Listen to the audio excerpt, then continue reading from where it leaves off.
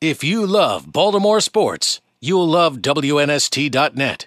We're here at Mother's Federal Hill Grill talking some NFL draft with Coach Billick. Coaches, as we talk about the different nature of this season and certainly the expectation that there's going to be some tough times getting guys up to speed, especially in the early stages of things. When we go back to the years, the formative years of the Ravens and that championship team, in addition to drafting some pretty great players, one of the places where I always felt they found benefit was drafting guys in positions that you could almost readily plug in and expect to do so. Do we, as we see, for example, the defensive line prospects seemingly getting a lot of attention in this year's draft crop. To a degree, is that at least accelerated by the expectation that if I'm going to spend a first-round pick on someone, defensive end, defensive tackle probably looks like a position where we can expect them to be starters from day one, no matter when we get them into camp? Yeah, except for the quarterback. If you have a top 15 pick, you pretty much figure he's going to start. He's a plug and play. I don't know how good he'll be, but you're not going to spend that kind of money unless you feel like he has a chance, at least in some type of role. Particularly for a defensive lineman, he doesn't have to be a 65-snap guy. Maybe he can be a nickel edge rusher. Maybe he's a first and second down run plugger in the middle of the field. So you'll find some value for him. It doesn't mean he has to start or have 65 snaps a game. Coach, you talked about positional value if you identify a quarterback as a first-round guy, and I imagine it bleeds over into other positions as well, but a round is a round no matter where in that round it may fall. From a fantasy football perspective, for example, that there's a peer pressure component. Did we take this guy too early? Does that exist in draft rooms to a degree that these guys are being judged by their peers? Yeah. First off, I don't play fantasy football because when I got fired, I didn't get fantasy fired. You know, it was real. But there is that component. It used to drive me nuts because the scouts who have their own world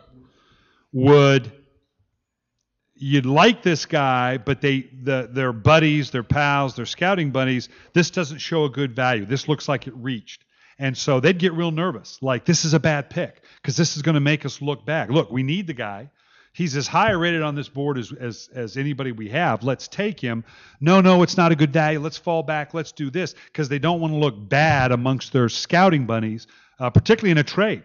You know, there are times when, look, this is about the value we need. We want to get this guy. Let's make the trade. This pick for that pick. No. The value's not right. We'll look like we don't know what we're doing. We'd look like the chart's wrong. Well, who cares? You know, if we get what we want, let's if we give up a little value, who cares if at the end of the day we get what we want? At that point, is there an air of security that comes with being the Ravens and saying, look, we don't subscribe to everyone else's scouting service. We have our own board. We're going to stay true to that board. And at the end of the day, believe us or not, you're never going to see that board. Yeah, and I will tell you that. There's even the Ravens, who are as good at it as anybody in this league and always will be under Ozzie Newsome. That board falls apart pretty quick. Once you get past the 50th guy on that board, then it becomes pretty subjective. You know, you can sit and quantify, although this year is a little bit different. But you can pretty much, the difference between the 5th player and the 10th player is usually very quantifiable. The difference between 15 and 25, very easy to identify. You get the difference between 25 and 40, 40 and 60, gets a little bit more subjective because everybody has a few more holes at that point. So the board is set to a degree, but trust me, even for the Ravens, once you get to that point, it's not, okay, everybody go home and whatever our turn is, we'll just take whoever happens to be left highest on that board. There's a lot more to it than that. Well, and here in Baltimore, once upon a time, we understand, I guess, the value of shutdown corners and also what a commodity they've become in the NFL. And, oh, by the way, every team needs 2, and on a lot of plays now, at least 3 of them to be in and viable. When we start to talk about historical significance of value and what have you, is the only thing keeping Patrick Peterson right now from being the top pick overall, as most are looking at him as the easiest can't miss, the fact that no corner has gone higher than 3, and as I think back, typically those top 10 corners are pretty well scouted. They fare pretty well in the NFL. Yeah, he's number 1 on my board. He's the clean. There are 3 blue chip players. A blue chip player is one that is clean, is the term that we would use. On the field, off the field, injury-wise, across the board, there are no boxes unchecked on this guy. Typically, that would be 7, 8, 9, 10 deep. This year, there are 3. There's 3 blue chippers, in my opinion. Patrick Peterson from LSU, the cornerback. Marcel Darius, the defensive tackle. And then Von Miller from Texas A&M.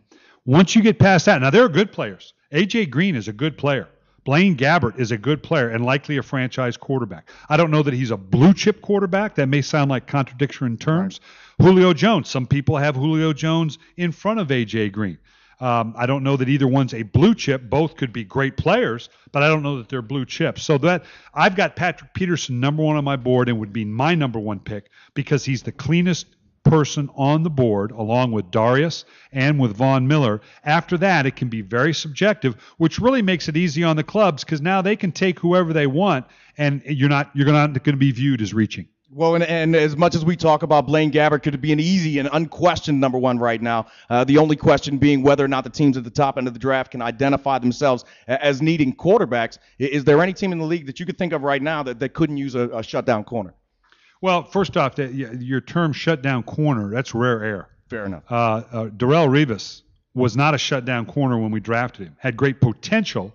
So to expect a kid to hold it against Patrick Peterson because you're looking at him and saying he's not a shutdown corner, I don't know that happens till he gets into the league. I will tell you this, whether it's the 3rd pick, the 5th pick, the 10th pick, cornerbacks that are taken in the top 20 picks, I heard the number the other day, percentage-wise, overwhelmingly successful. You don't miss when you take a corner. Typically, unless there's some off-the-field issue, you don't miss on a corner. So whether he's a shutdown corner or not, I don't know that really that's rare air. There's only a couple in this league.